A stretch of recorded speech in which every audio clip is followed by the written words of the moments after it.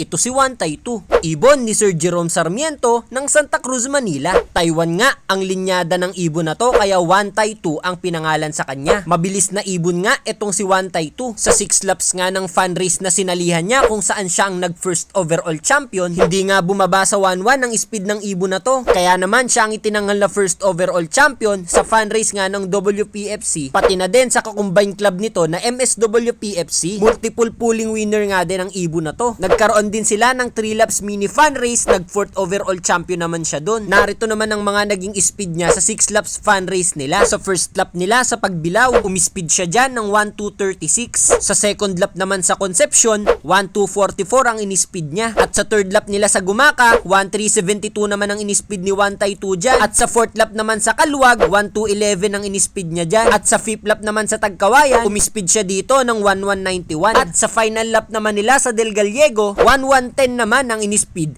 ni Wantay 2 dyan. Tunay nga na mabilis talaga ang ibon na to na si Wantay 2. Napatunayan niya naman yan dahil sa 6 laps nga ng fan race na to, hindi man lang bumaba sa 1-1 ang speed niya. Kaya naman sa dalawang club nga, siya ang nag-first overall champion sa fan race. Tapos multiple pulling winner pa. At yan nga ang istorya ng ibon na si Wantay 2. Ang ibon na mabilis, hindi man lang bumaba sa 1-1 ang speed. Kaya naman itinanghal na first overall champion sa fan race.